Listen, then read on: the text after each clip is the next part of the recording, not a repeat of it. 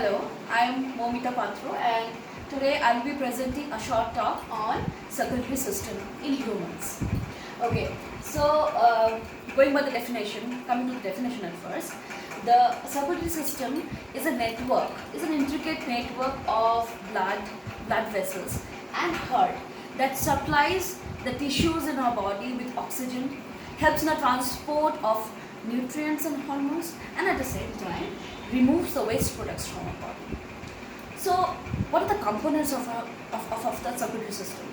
The components, as I mentioned in the definition itself, blood vessels, and heart are the three main components of the circulatory system.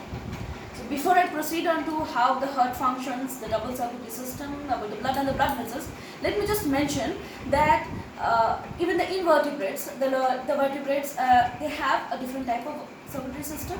I'll just mention that the circulatory system present in most invertebrates, such as cockroach, they have an open circulatory system, where the blood vessels are not present, they are absent, and the blood comes in direct contact with the tissues for the exchange of tissues, material and nutrients. Whereas in vertebrates, such as in humans, the type of circulatory system is a closed type, where the blood flows in the blood vessels and the gaseous exchange takes place in a fine network of blood vessels known as the capillaries. Okay, so let me proceed with the circulatory system and the components. The heart, the blood vessels and blood are the three main components, as I have said before, of the human circulatory system. So coming to the center of the circulatory system, the pumping organ of a body, the heart, it's a muscular structure located in the thoracic cavity, which is of the size of a closed human feet, and located slightly towards the left side. It's in a double-walled membranous structure called pericardium.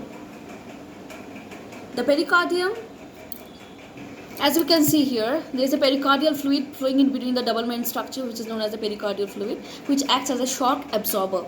And also this membrane also helps for the heart to prevent having overflowing of blood. Okay, so coming to the chambers of the heart, there are two small upper chambers known as the right atrium and the left atrium, and two larger lower chambers known as the right ventricle and the left ventricle. In between the right atrium and the left atrium is a septum known as the intra-aortic septum. This is a thin muscular centrum known as the intra-aortic septum. Again, similarly, there is a septum separating the the ventricles, which is known as the intra-aortic ventricles, and these are thicker in comparison to the intra-aortic ventricles.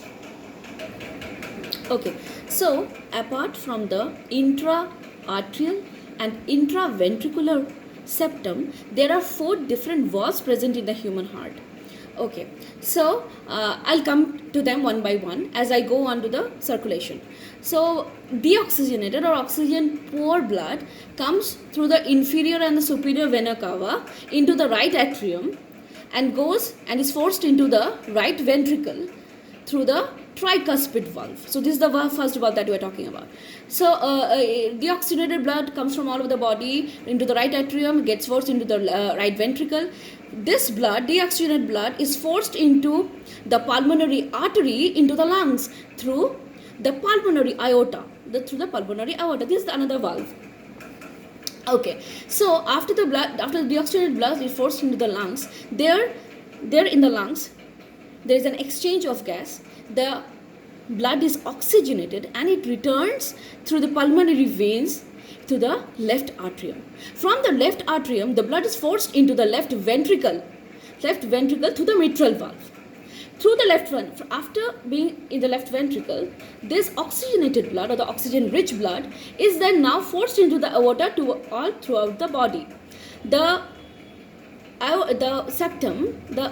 valve present in between the left ventricle and the aorta is known as the aortic valve. Okay, so here we see basically there are two pumps in the heart. The right ventricle, this acts as a pump where the deoxygenated blood is flowed into the lungs, and the left ventricle also acts as a pump where the oxygenated blood is pumped into the aorta throughout the whole body.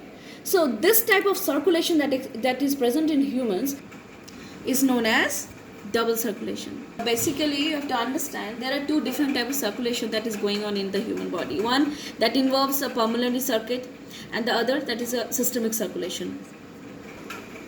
Yeah, so basically, we'll wrap this up. When the blood flows from the right ventricle to the lungs, and and after getting oxygenated, when it comes back inside the heart, this circuit is known as the pulmonary circuit.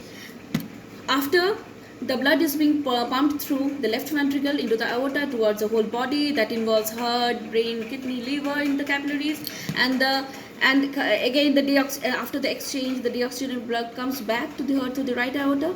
This is known as the systemic circulation. So while that was all about the circulatory system involving the heart, let us now come about the circulating fluid, that is the blood. In an adult healthy human being, there is about 6 to 7 liters of blood that is present in human.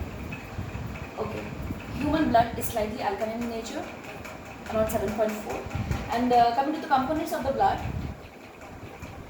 consists of a liquid part which is known as the plasma, and a solid part on centrifugation which is composed of blood corpuscles. What are the blood corpuscles? The blood corpuscles are composed of RBCs or the erythrocytes, the WBC or the leukocytes, and platelets. Constitutes about 55% of the blood. All the blood corpuscles are around 45% of the blood. Okay, so finally coming to blood vessels, there are three main parts of the blood vessels, that are arteries, veins, and capillaries.